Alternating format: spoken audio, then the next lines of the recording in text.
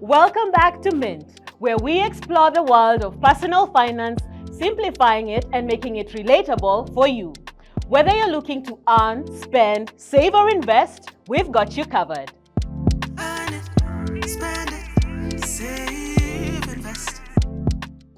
Shopping for affordable and high-quality second-hand clothes, popularly known as mitumba, is straightforward. However, it can be a rather tiring task if you take the traditional route. For example, trying to find your way through hundreds of stalls and digging through piles of clothes in Gikomba market can be pretty tiring. While bargaining works, things in the mitumba sector are gradually changing. The entrance of formalized second-hand stores keeps prices low and allows shoppers to shop like they would at a clothes store. Simon Munjama, business manager at Think Twice Kenya, explains this concept behind the establishment of the company, which has stores in Thika, Kiambu, Naivasha, Meru, and a majority in Nairobi. Shopping for the affordable and quality second-hand clothes, popularly known as mitumba, is straightforward but can also be quite difficult if you take the traditional route. You can go to Gikomba Market in Nairobi and try find your way through the stalls and dig through the piles of clothes. You could also do the same at any of the major markets in urban centers in Kenya. Bargaining is part of the process. While this approach works, things in the mitumba sector are gradually changing with the entrance of formalized second-hand stores that keep prices low and give the shopper the opportunity to shop like they would at a clothes store. This is the concept behind Think Twice Kenya, which has 25 stores in Thika, Kiambu, Naivasha, Meru, and a majority in Nairobi. Other shops using this model include Rahisi Second-Hand Mart and Budget Wear, with the latter having 9 outlets in Nairobi, Thika, and Rongai. The idea behind Think Twice is the shopping experience that we offer to the customers. Once you get to our shops, then you will find the environment is very clean, friendly. The product is separated into departments where it will be so easy for you to shop. The prices are clearly indicated, so there's no that concept of bargaining or rip-off or things like that. The first store was established in 2014, and at Think Twice, the prices range from 25 shillings to a maximum of 1,500 shillings. Despite the high operating expenses like rent, staff, electricity, license fees, and others, the company's competitive advantage is because it imports its own items directly, cutting the normal mitumba supply chain. In Think Twice, that is very different because we import directly and from the port to the warehouse to the shop. According to Mitumba Consortium Association of Kenya, 90% of Kenyans use second-hand clothes, with the sector employing over 2 million Kenyans, both directly and indirectly. Meanwhile, 185,000 tons of mitumba clothes come to Kenya every year, offering the government 12 billion shillings in taxes.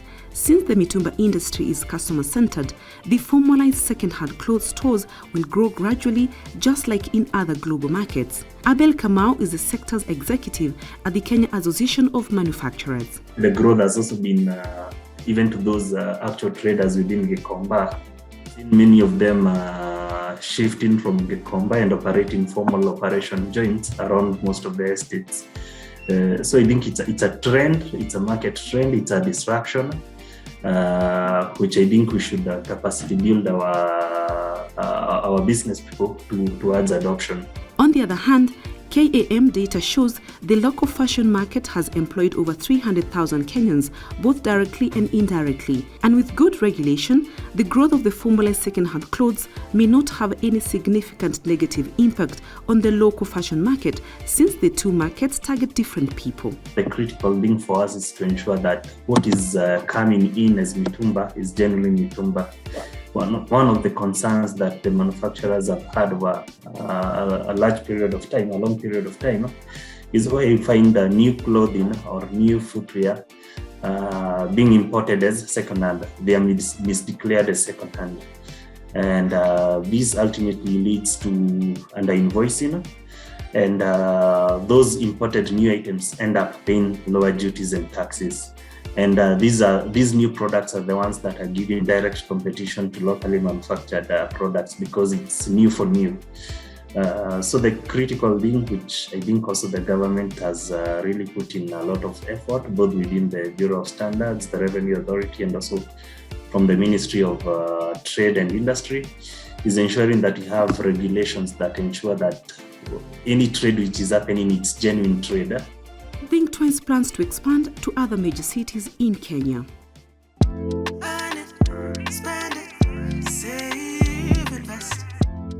The world of television and film is filled with numerous actors who play different roles, from the leads to the extras, and chances are casting director Gerald Langiri has had a hand in creating one of your favorite TV or movie stars on the Kenyan screens. Langiri has gradually refined his acting skills, starring in TV productions such as Mashtaka and Mali, as well as films like Fundamentals, House of Lungula, Watu Wote, and 46. As a casting director, Langiri acts as a matchmaker within the film and TV industry, using his keen eye for talent to pair the right actor with a suitable role. You see, Madam Inspector, we are all gathered here because it's Mr. Taylor's birthday, surprise birthday. No, it's not. Actors are at the center of any production. From your favorite series or movie, actors and actresses bring to life the stories that we enjoy and look forward to binge every day. But how do the characters come to life? Who even decides who plays what role to make the movie or series a reality? My name is Gerald Langiri. I'm an actor, I'm a casting director, I'm a location scout, production manager, I'm a filmmaker, basically, in short. If you had to summarize me into one word, I'm a filmmaker. After 5 years in the IT industry, Langiri decided to follow his passion, acting. I've been acting ever since I was young, as far as I can remember. Now, but professionally, I joined the industry in 2011. My first show ever was a show called Mashtaka. I joined in as a lawyer, then went to a show called Mali as a lawyer. Did several other shows as a detective. There's a show called Maisha. Fast forward to recent times, I think I've done a lot of movies, House of Lungula being one of them, I think, most popular movie which I've ever done. There's another movie called Fundamentals, which is also the lead character in that. About 5 years ago, Gerald delved into the other side of filmmaking, from being the star on the screens to finding the stars to be on the screen. A casting director basically translates characters on paper into real life. And by that, I mean we are talent scouts. So that basically means reading the script, understanding it, break down the characters, see them in your mind.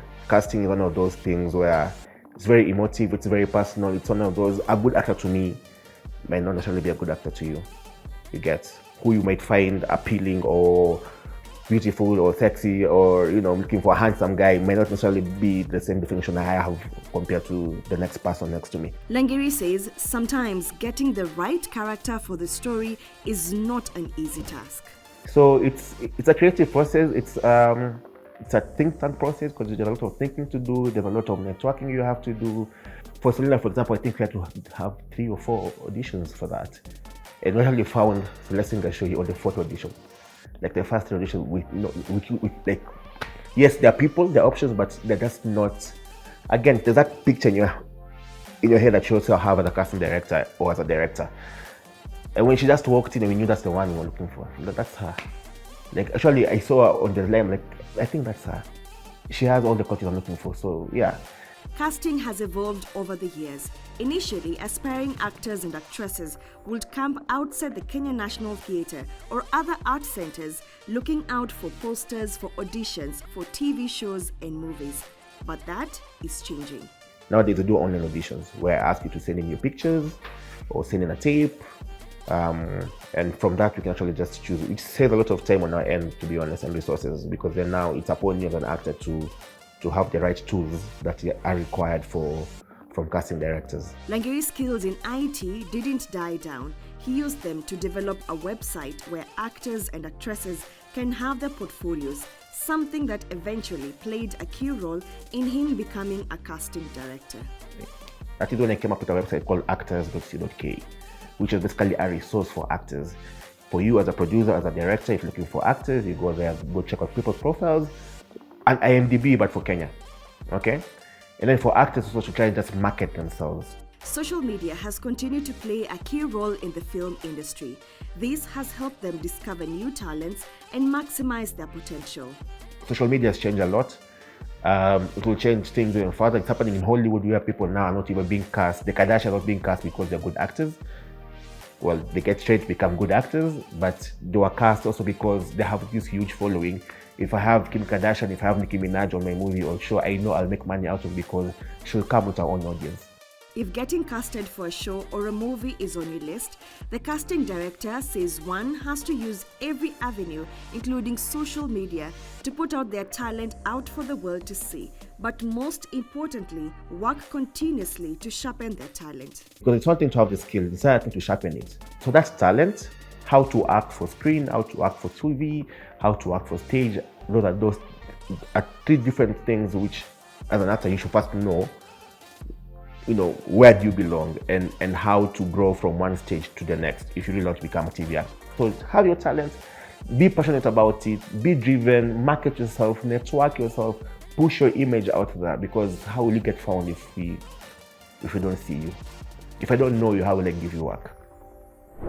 From Langiri's story, we have learned how the TV and film landscape has shifted over the years and how, as a budding actor, you can leverage social media to market yourself. This wraps up today's episode of Mint, Money Made Simple, your essential guide to personal finance designed to help you make your money work smarter for you. For more information, visit Mint at mula.co.ke or tv47.digital. Stay safe and keep minting. Until next week, I'm Lydia Nyawera. Earn it, spend it, save, invest. Moolah, kila siku waste that money.